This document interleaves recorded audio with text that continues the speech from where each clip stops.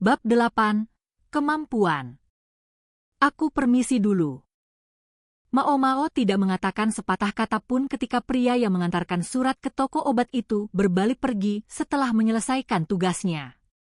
Ia membaca surat itu tanpa sedikit pun mengubah ekspresi wajahnya, lalu memasukkannya ke dalam kotak surat. Surat itu berasal dari Jinshi, tetapi isinya tidak seperti urusan mereka yang biasa. Mao Mao menyilangkan tangan di dada sambil memiringkan kepala, berpikir keras. Bagaimana ya?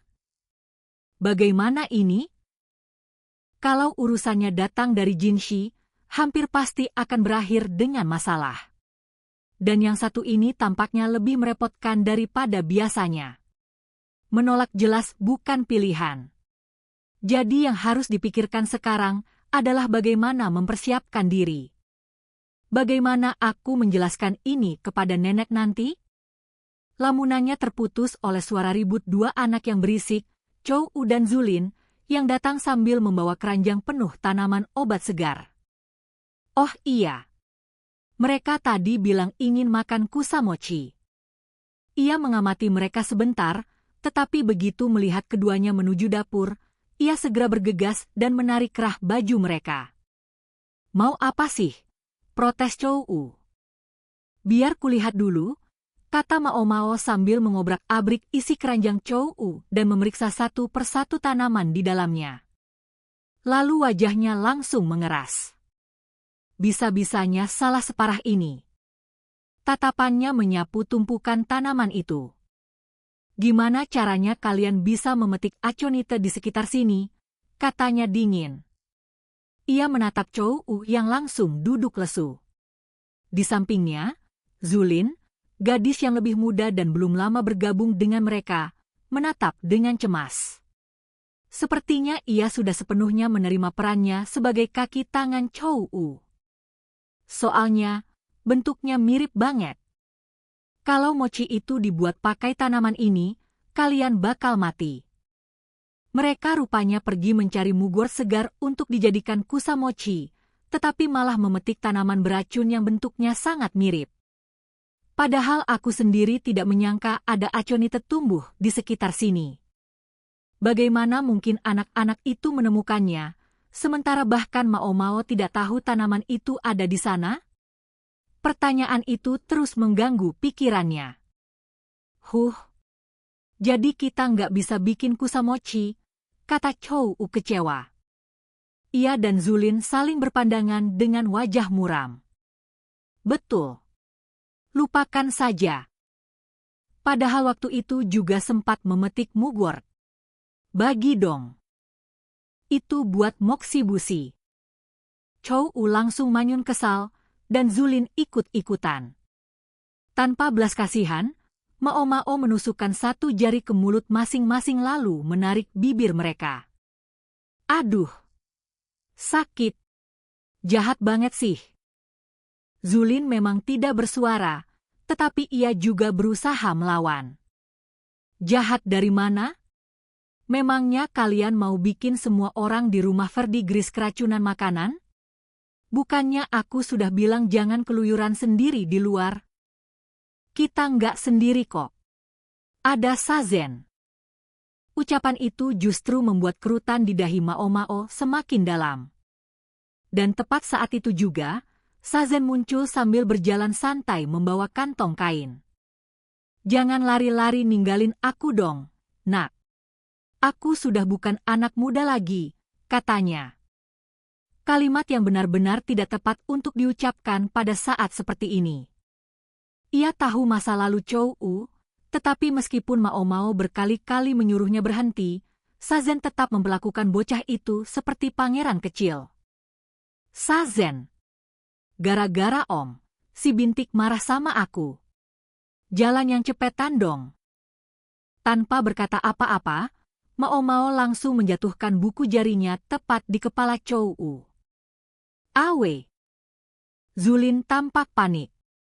Mulut Sazen juga sempat terbuka, seolah ingin mengatakan sesuatu. Namun Mao Mao hanya melotot tajam kepada mereka berdua. Ia kemudian mengambil mugwort yang dipetiknya sehari sebelumnya untuk toko. Daunnya memang sudah agak mengering, tetapi masih mudah dikenali. Ia memegang mugwort di satu tangan dan aconite milik Chou di tangan satunya, lalu menyodorkan keduanya tepat ke depan hidung Sazen. Tidak ada gunanya menjelaskan kepada anak-anak soal ini. Tapi setidaknya, orang yang paling mendekati sosok orang dewasa di ruangan ini harus bisa membedakannya. Kamu tahu ini tanaman apa? Tentu saja. Yang ini mugwort, yang ini aconite, jawab Sazen tanpa ragu. Mao Mao hanya bisa menatapnya dengan mulut sedikit terbuka.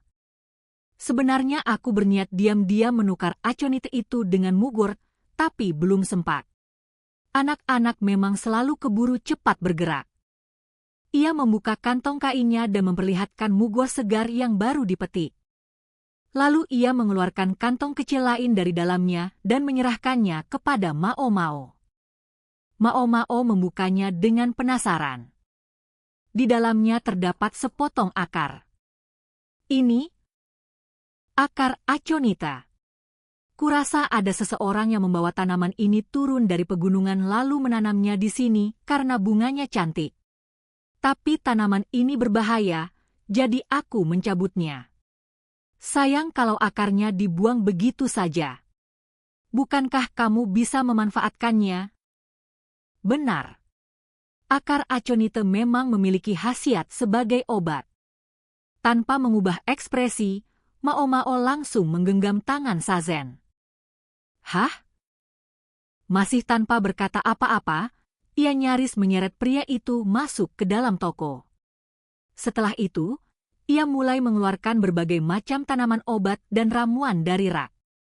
Lalu ia menunjuk salah satunya. Ini apa? Hah? Daun medlar, kan? Khasiatnya bisa meredakan batuk, menghentikan diare, dan beberapa manfaat lain.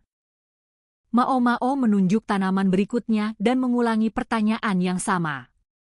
Sazen tampak kebingungan, tetapi tetap menjawab semuanya. Dari ambang pintu, Chou dan Zulin memperhatikan mereka dengan rasa penasaran. Setelah sesi tanya jawab selesai, Mao Mao menyilangkan tangan sambil berpikir. Jadi kamu sudah hafal sekitar setengah isi toko ini di luar kepala. Yang aku nggak tahu justru kenapa tiba-tiba jadi begini. Mao Mao tidak langsung menjawab. Sebagai gantinya, ia mengambil sebuah buku dari rak dan menyodorkannya kepada Sazen. Kalau dipikir-pikir, bukankah dia pernah bilang kalau setelah hidupnya kembali stabil, dia ingin membeli lagi ensiklopedia yang dulu hilang? Kamu bisa membaca, tanyanya. Orang tua itu yang mengajariku. Yang dimaksud orang tua itu tentu mantan tabib tersebut, orang yang sudah tidak mungkin lagi mendapatkan kembali kewarasannya. Kalau Sazen juga belajar tentang obat-obatan darinya, semuanya masuk akal. Ini benar-benar kejutan yang menyenangkan. Kalau begitu, pelajari buku ini. Mulai sekarang, selama beberapa waktu, setiap sore kamu akan belajar di sini. Mao Mao menepuk buku yang baru saja diberikannya. Hah? Maaf. Aku akan menjelaskan semuanya kepada Madam dan Ukyo. Sazen masih terlihat bingung, tetapi Mao Mao sedang cukup murah hati untuk menjelaskan alasannya. Kamu sadar, kan? Kamu sama sekali bukan penjaga yang berbakat. Yah. Itu. Menurutku kamu jauh lebih cocok menjadi seorang apoteker. Bukankah begitu? Yah, aku. Mao Mao memang tidak berniat pensiun. Namun selama ini toko obat itu selalu dijalankan hanya oleh dirinya dan ayahnya. Tidak ada salahnya kalau ada 1 atau 2 apoteker tambahan di sana. Awalnya ia sempat berpikir mengajarkan pengetahuan medis kepada Chou yang kondisi fisiknya tidak sempurna. Sayangnya bocah tengil itu lebih tertarik bermain dan menggambar. Kalau begitu, jauh lebih cepat melatih Sazen. Terlebih lagi, selama Jinshi masih terus muncul dalam hidupnya, Mao Mao hampir pasti akan berkali-kali dipanggil pergi dari toko secara mendadak. Lebih baik ada seseorang yang bisa menjaga toko saat ia tidak ada. Tinggal satu pertanyaan.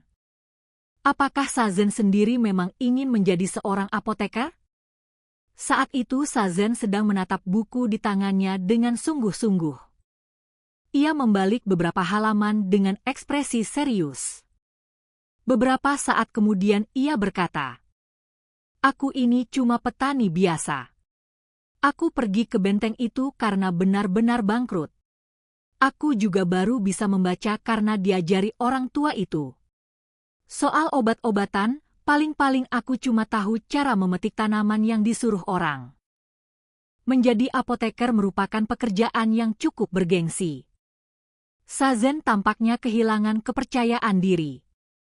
Terlalu sering ditolak dan dipandang rendah selama bertahun-tahun rupanya mulai mengikis harga dirinya.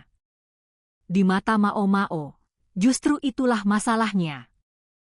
Ia akhirnya menemukan seseorang yang benar-benar memiliki dasar pengetahuan. Tidak mungkin ia menyia-nyiakannya. Karena itu ia berkata, "Memangnya kenapa? Di dunia ini saja ada orang yang mencari nafkah dengan merapal mantra-mantra tidak jelas. Ada juga yang menari-nari aneh demi menyembuhkan orang masuk angin, padahal jauh lebih masuk akal kalau pasien dijaga tetap hangat lalu diberi obat batuk dan penurun demam.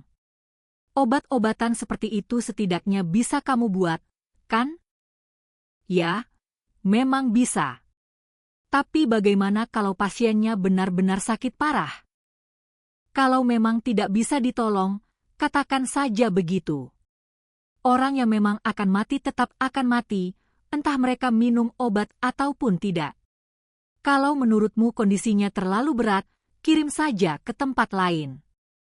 Pengetahuanmu soal obat-obatan sudah lebih banyak daripada sebagian tabib di luar sana.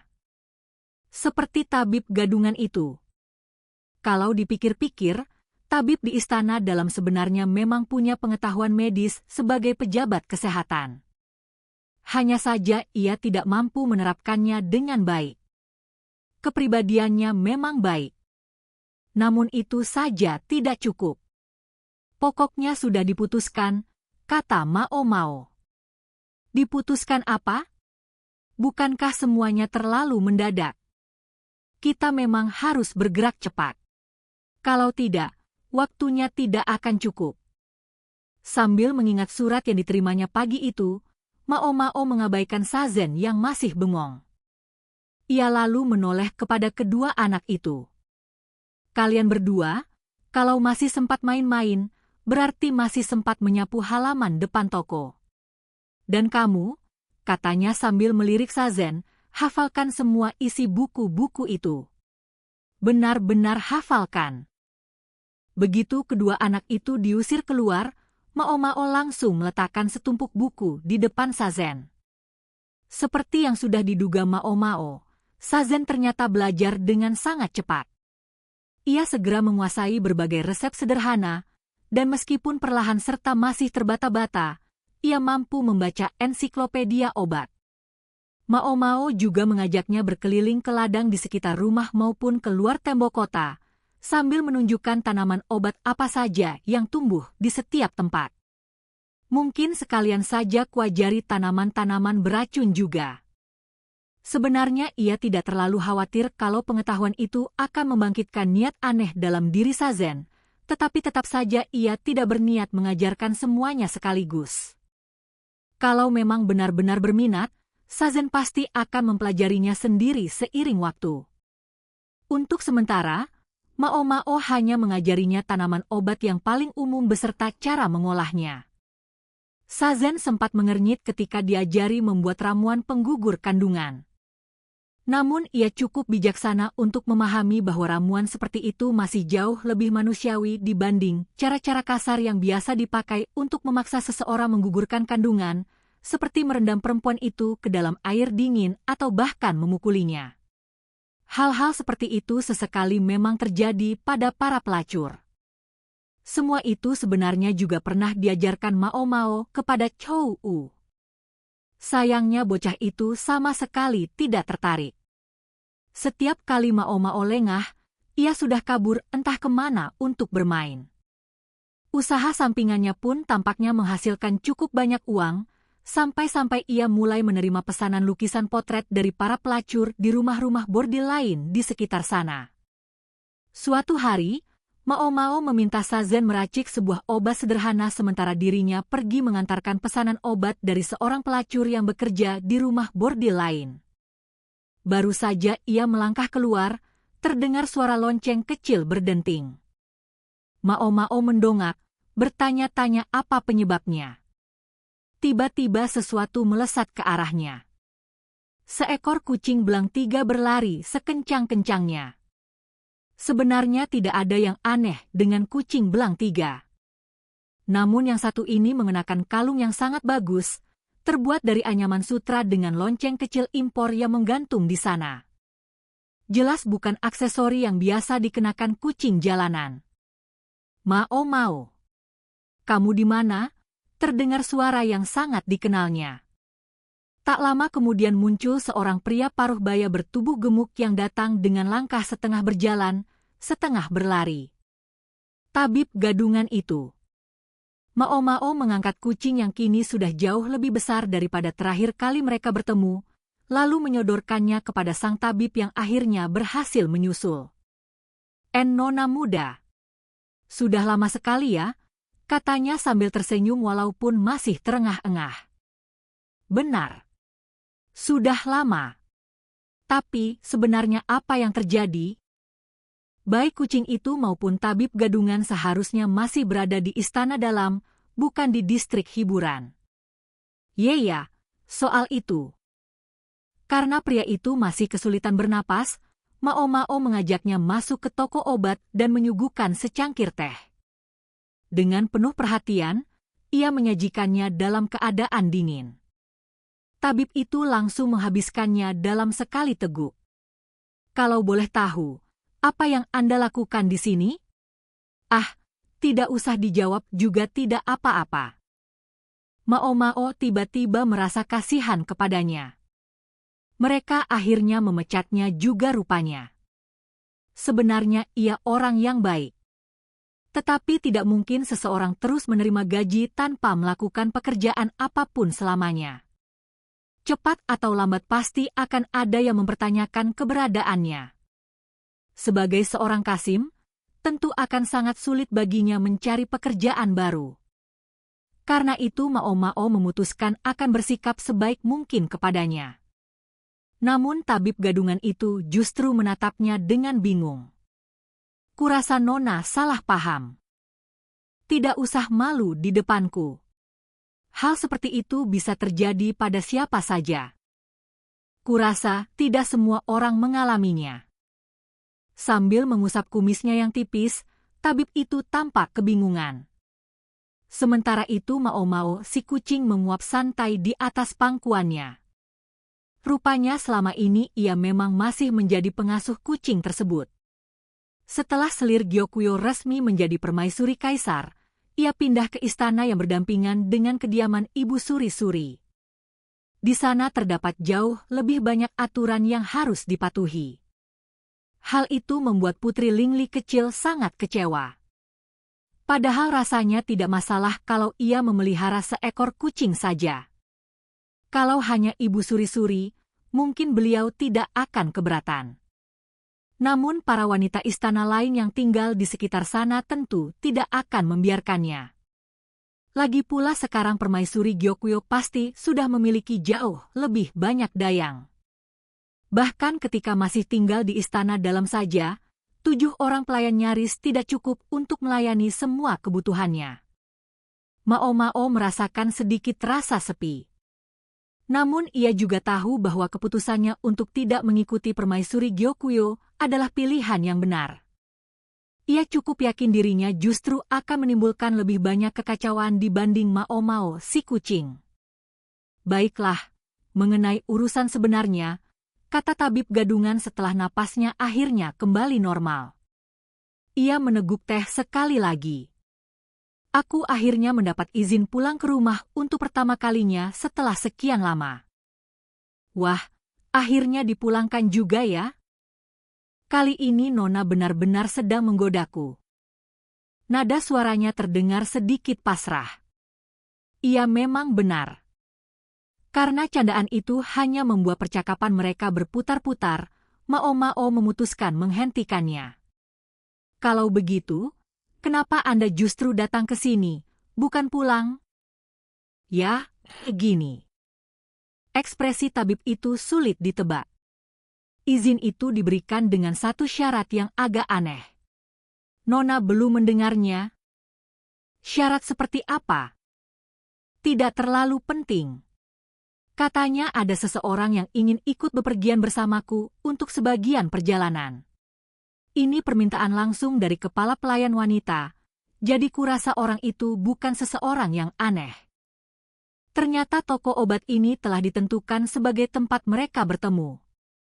Mao teringat pada surat yang diterimanya beberapa hari sebelumnya. Surat itu berisi perintah sepihak dari Jinshi agar ia ikut dalam sebuah perjalanan yang akan dilakukannya.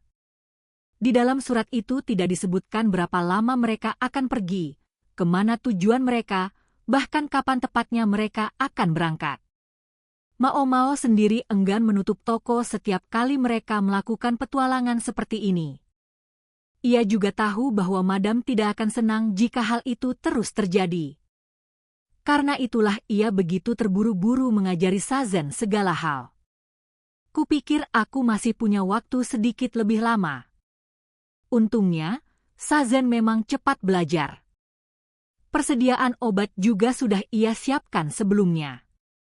Yang masih membuat Mao penasaran hanyalah satu hal. Mengapa mereka harus bepergian bersama tabib gadungan itu? Yah, nanti saja kutanyakan.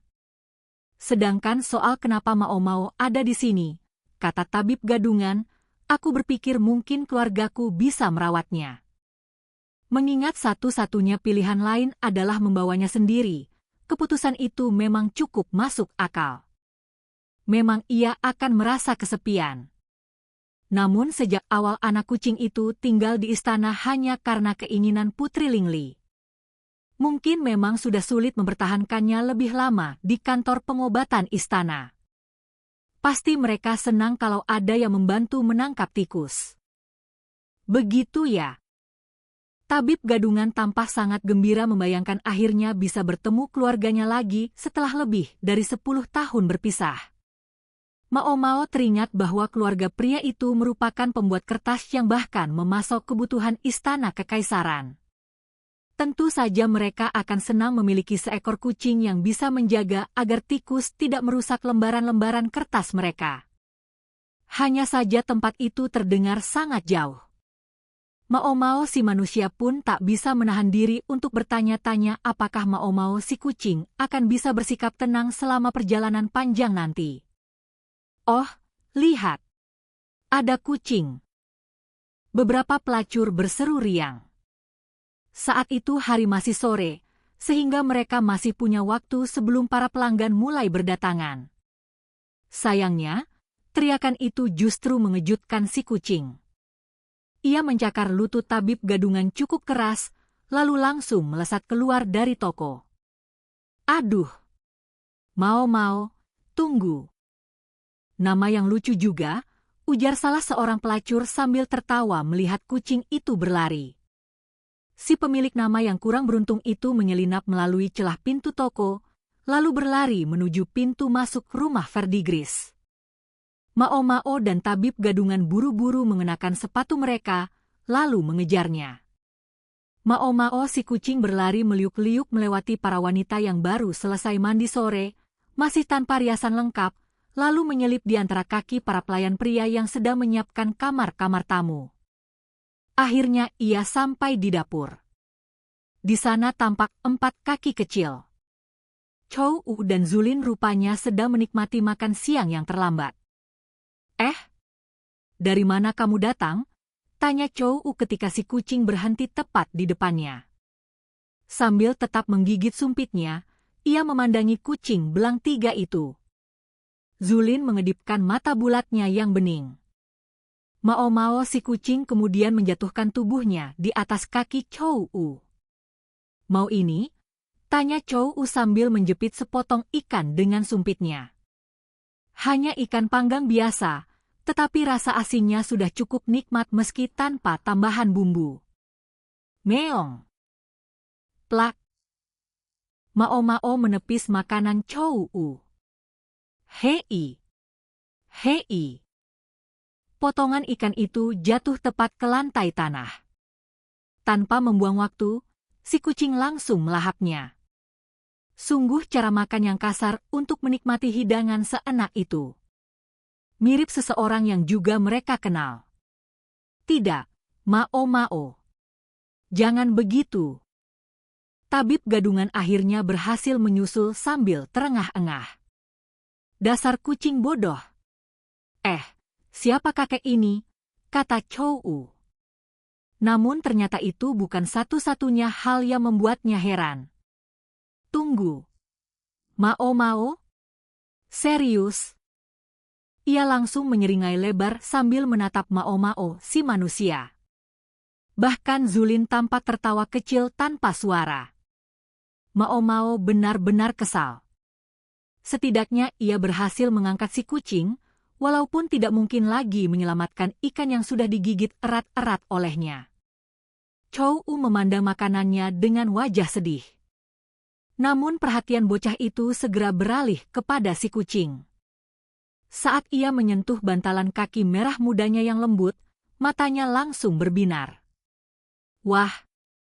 Akhirnya mereka memutuskan meninggalkan Mao Mao si kucing bersama Chou U dan Zulin. Tentu saja dengan pesan yang sangat tegas agar jangan sampai kucing itu kabur lagi. Mereka juga memberitahu salah satu pelayan pria. Dengan begitu, kemungkinan kedua anak itu membuat masalah seharusnya tidak terlalu besar. Begitu kembali ke toko obat, Mao Mao akhirnya sempat menanyakan apa sebenarnya yang sedang terjadi. Tabib gadungan mengusap kumisnya dengan canggung sebelum berkata, "Kurasa Nona tahu kalau keluargaku menjalankan usaha pembuatan kertas." Ya. Begini, alasan aku pulang sebenarnya karena ada sedikit masalah. Beberapa waktu lalu ia menerima surat dari adik perempuannya yang mengatakan bahwa kualitas kertas buatan keluarga mereka tiba-tiba menurun. Namun mungkin sekarang muncul persoalan baru. Itulah sebabnya aku meminta izin untuk pulang. Tapi rupanya ada seseorang yang cukup penting yang juga ingin melihat sendiri desa tempatku. Jinshi memang sudah tertarik pada proses pembuatan kertas sejak masih menyamar sebagai seorang kasim. Mungkin ia menganggap ini kesempatan yang tepat untuk melihat proses pembuatannya secara langsung. Meski begitu, Mao Mao masih penasaran. Masalah apa sebenarnya yang sedang terjadi? Apa isi surat dari adikmu? Tanyanya. Aku rasa kurang tepat kalau menjelaskannya di sini. Tabib gadungan tampak semakin gelisah. Tolong biarkan aku menjelaskannya setelah kita sampai di sana. Baiklah. Seolah menunggu saat itu, dari luar terdengar suara ringkikan seekor kuda. Pria yang muncul adalah seorang pemuda dengan raut wajah muram. Parasnya tampan dengan garis-garis yang sempurna, tetapi poni panjangnya sengaja dibiarkan menjuntai hingga menutupi bekas luka bakar di pipi kanannya. Mao Mao langsung mengenali tamu itu. Lumayan juga. Dialah pelanggan yang pernah datang ke rumah Verdigris saat semua pelacur dipanggil untuk menghibur tamu. Selama berada di sana, ia sama sekali tidak memedulikan mereka dan hanya duduk diam sambil menikmati arak. Itu adalah salah satu identitas samaran Jinshi. Luka bakar palsu itu digunakan untuk menyamarkan bekas luka yang sebenarnya di pipinya. Ditambah lagi, seluruh penampilannya dibuat jauh lebih suram, jauh dari kesan berkilau yang biasanya melekat padanya, hingga ia tampak seperti orang yang benar-benar berbeda. Dulu Mao Mao pernah mengajarinya cara menyamar. Rupanya pelajaran itu dimanfaatkan dengan sangat baik. Kalau saja ia tidak pernah melihat sisi gelap Jinshi dan beberapa penyamarannya yang lain, mungkin ia sendiri tidak akan menyadari bahwa pria di depannya adalah orang yang sama. Sedangkan tabib gadungan tampaknya sama sekali tidak curiga meskipun berhadapan dengan bangsawan tampan itu. Ia bahkan tidak mengenalinya. "Sudah siap berangkat?" tanya Basen mewakili Jinshi yang sedang menyamar. Pakaian Basen tampak jauh lebih mewah daripada milik Jinshi. Sebaliknya, Jinshi justru bertindak seolah-olah ia adalah pelayan Basen. Keadaan itu jelas membuat Basen sedikit canggung. Walaupun, kemungkinan besar yang lebih ia khawatirkan adalah jangan sampai kakak Pak Irin melihat mereka sebelum berhasil meninggalkan tempat itu. "Siap?" Rasanya terlalu mendadak kalau dibilang siap, jawab Mao Mao. Memang surat itu sudah datang beberapa hari yang lalu. Namun sama sekali tidak disebutkan kapan mereka akan berangkat. Sejujurnya, ia bahkan belum menyiapkan apapun. "Maaf. Ini terjadi di luar rencana kami. Ada beberapa hal yang harus menyesuaikan waktu. Kami sudah menyiapkan barang-barangmu." Benar juga. Melihat penyamaran Jinshi, jelas mereka akan melakukan penyelidikan secara diam-diam. Dan kalau sampai harus menyamar, berarti perjalanan mereka kemungkinan tidak akan sebentar. Mao Mao bisa memahami bahwa mereka pasti sudah mempersiapkan semuanya jauh-jauh hari. Namun, menyiapkan pakaian ganti untuk seorang perempuan? Apa mereka benar-benar paham apa artinya itu? Sudahlah. Apapun hubungan sebenarnya antara Jinshi dan Kaisar, saudara atau apapun itu, Kaisar tetap memperlakukannya seperti pekerja yang tidak pernah diberi waktu istirahat. Masih banyak urusan di istana dalam yang harus dibereskannya. Belum lagi berbagai persoalan pemerintahan lain yang pasti terus berdatangan. Itu memang pekerjaannya. Ia tidak mungkin mengeluh. Tetapi tetap saja, rasanya seperti sedang mempersiapkan seorang penerus. Begitu pikiran itu muncul, Mao Mao langsung membuangnya jauh-jauh. Saat ini putra permaisuri Gyokuyo lah yang menjadi pewaris tahta. Selain itu, selir Li Hua juga telah melahirkan seorang putra. Usia Kaisar sendiri masih pertengahan 30-an dan kondisi kesehatannya sangat prima. Kemungkinan besar ia masih akan memerintah cukup lama, setidaknya sampai anak-anaknya tumbuh dewasa. Tentu saja, selama tidak terjadi sesuatu padanya. Mao Mao memilih untuk tidak melanjutkan pemikiran yang terlalu kelam itu.